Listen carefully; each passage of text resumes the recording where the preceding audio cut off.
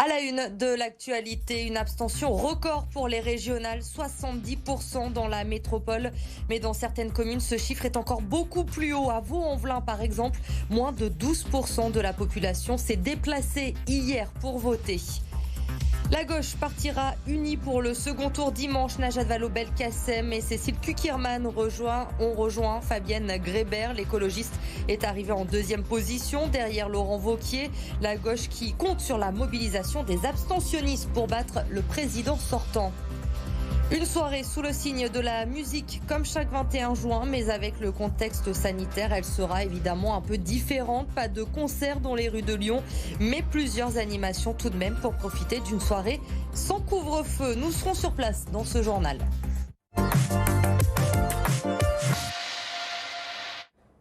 88,34% d'abstention, c'est tout simplement un record en Auvergne-Rhône-Alpes pour ces élections régionales. Hier, les électeurs de Vaux-en-Velin ne se sont pas pressés dans les bureaux de vote. 18 points de moins que l'abstention dans la métropole de Lyon. Reportage de Mélanie Ferreira. Difficile ce lundi dans le centre-ville de Vaux-en-Velin de trouver un habitant qui serait allé voter hier. Non, du tout, je n'ai pas été voté, non. Non, je ne suis pas allée voter. Non, je ne suis pas parti voter. Et ces abstentionnistes vaudés ont chacun leur raison. Ça m'intéresse pas. J'ai profité du soleil, du beau temps et tout ce qui s'en suivait. On a eu l'impression que l'enjeu n'était pas forcément national, régional, et on ne sait pas forcément ce que les autorités régionales font.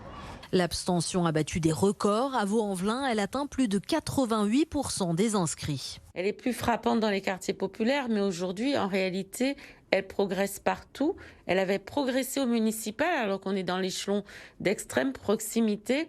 Elle est encore plus forte au régional. C'est extrêmement préoccupant. Pour la maire de Vaux-en-Velin, cette abstention s'explique en partie par une campagne rendue difficile à cause de la pandémie. Vous savez, dans les villes les plus populaires, il est important de pouvoir aller frapper aux portes, s'installer dans les familles, expliquer l'intérêt des élections, et nous n'avons pas pu le faire. Peut-être les conditions de la campagne, pour finir, les propagandes électorales ne sont pas arrivées. Et puis structurellement, c'est une défiance qui s'accroît vis-à-vis des institutions. Hélène Geoffroy sera donc sur les marchés de la ville mercredi et jeudi pour tenter de mobiliser ses habitants. Elle qui soutient la liste de l'Union de la gauche face à Laurent Wauquiez et aux candidats du Rassemblement national. La gauche qui compte sur la mobilisation des abstentionnistes pour battre Laurent Wauquiez dimanche. C'est Fabienne Grébert d'ailleurs qui va mener la liste d'union. La candidate des Verts est arrivée en deuxième position. Najat Vallaud-Belkacem, elle, n'a pris que la 4e place. Les précisions de Jérémy Pain. 3 femmes unies désormais pour tenter de battre Laurent Wauquiez au second tour des élections régionales. Mais une tâche qui s'annonce bien difficile. Le score cumulé des 3 listes de gauche au premier tour atteint un peu plus de 30% quand la liste du candidat sortant, du président sortant de la région atteint elle les 45%. Il va falloir désormais miser sur cette liste d'union de la gauche, sur un sursaut de la participation au second tour, sur les thématiques de développement durable et de justice sociale. Les candidates qui appellent au vote des plus jeunes, notamment qui se sont largement abstenues au premier tour. Elles promettent une campagne active cette semaine sur le terrain. Nous avons mené une campagne terrain, une campagne très dynamique avec beaucoup de mobilisation de nos militants.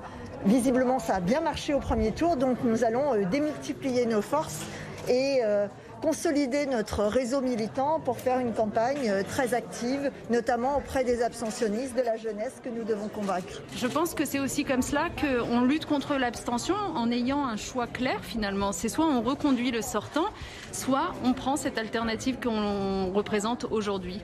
Peut-être qu'au premier tour, il y avait un éparpillement et beaucoup trop de listes pour que les gens s'y retrouvent véritablement. Des campagnes de tractage tous les jours, mais aussi des réunions publiques, notamment un meeting à Grenoble jeudi soir. Il ne reste déjà plus que quelques jours pour cette liste d'union de la gauche pour tenter de convaincre les abstentionnistes. Le grand gagnant de ce premier tour, c'est Laurent Wauquiez. Le président sortant a recueilli près de 44% des suffrages. C'est près de 15 points au-dessus des estimations. Mais malgré ce score, pas question de se reposer. Cette semaine, il est reparti en campagne dès ce matin à Genasse. Arthur Blé et Clémence Delarbre. Lundi, 11h, Laurent Wauquiez est déjà sur le terrain. La veille, les résultats du premier tour des élections régionales lui ont été très favorables. Avec près de 44% des voix, l'actuel président de la région est largement favori pour le second tour. Mais pas question pour lui d'attendre dimanche sans rien faire. Le respect des électeurs, c'est de s'engager jusqu'au second tour et c'est le second tour qui décidera. Donc on donne tout cette semaine pour convaincre ceux qui ne sont pas allés voter, qu'on peut construire ensemble une région solide pour tourner la page de la crise, sur nos convictions, la lutte contre l'insécurité, relocaliser nos emplois, la santé et une région bien gérée sans augmentation d'impôts. Donc on a une belle semaine pour aller convaincre et continuer à avoir cet élan. Cette semaine, d'autres déplacements dans la région vont être organisés afin de faire campagne. Dès dimanche soir, il a annoncé vouloir convaincre les abstentionnistes. Mais pour ce politologue, il doit aussi mobiliser ses électeurs. Il faut quand même qu'ils gardent, qu'ils mobilisent, parce que le risque, c'est toujours, quand on est trop en avance, d'avoir une démobilisation qui est déjà suffisamment forte au premier tour. Il peut y avoir un surcroît d'abstention du fait de cet écart qu'il a creusé au premier tour. L'objectif pour Laurent Wauquiez est donc d'occuper le terrain. Avec une large majorité au Conseil régional, il pourrait mener sa politique sans être contraint par son opposition. Dans le reste de l'actualité, la fête de la musique, c'est Corentin Marabeuf qui nous l'a fait vivre ce soir sur BFM Lyon. Corentin, on vous retrouve dans un lieu que les Lyonnais connaissent très bien. Vous êtes aux Subsistances. Racontez-nous l'ambiance autour de vous. Comment se passe cette fête de la musique ? Eh bien ça vient tout juste de commencer, ça a commencé à 18h15 avec un premier artiste lyonnais, son nom c'est Hugo, il fait de la pop folk, après on aura un petit peu d'électro et puis un peu de funk, en tout cas les Lyonnais qui sont au rendez-vous sur les tables en train de partager un verre, un moment convivial comme Jonathan, bonjour, j'imagine que ça fait du bien de retrouver un petit peu cette ambiance après 2 ans sans fête de la musique. Ça fait du bien, surtout que le télétravail nous a vraiment mis dans le mal.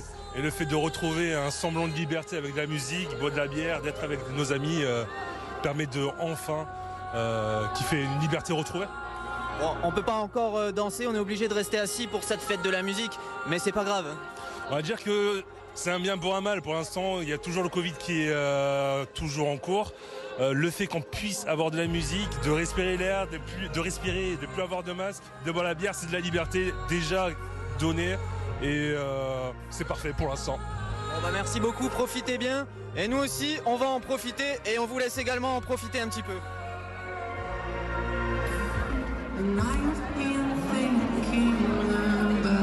Eh oui, ça fait du bien de pouvoir retrouver les terrasses, les concerts. Merci Corentin, merci Jérémy Pain de nous faire vivre un petit peu sur BFM Lyon ce concert aux Subsistances avec vous. Et toujours concernant justement vos soirées festives, sachez que les discothèques vont enfin rouvrir. Ce sera le 9 juillet, sous certaines conditions. Bien sûr, il faudra présenter un pass sanitaire à l'entrée. La jauge sera de 75% en intérieur, de 100% en extérieur. En revanche, un temps évoqué, le port du masque ne sera pas obligatoire. La colère ne redescend pas une semaine après le début des travaux sur le parking situé le long du quai Gailleton. Les habitants ont manifesté ce matin. La métropole veut transformer une partie du parking en zone de rendez-vous pour le covoiturage. À terme, 75 places de stationnement sont amenées à disparaître. Écoutez ces réactions au micro d'Émilie Flamin. On fait ça trop vite. Une gare de covoiturage, ça doit être fait en concertation avec la mairie et les habitants. Il y a d'autres endroits où la faire. Et voilà, donc ils vont la faire sur le quai Gailleton et on va tourner et ça va polluer. Et surtout, ça va créer des bouchons énormes, monstres. C'est surtout un quartier familial. Il y a des écoles, des commerces qui ont déjà beaucoup souffert depuis 2 ans. Et d'enlever les voitures, c'est enlever les familles. Donc on veut faire quoi de notre quartier? Est-ce qu'on va en faire un quartier vitrine? Un quartier vitrine, il n'y aura que des touristes.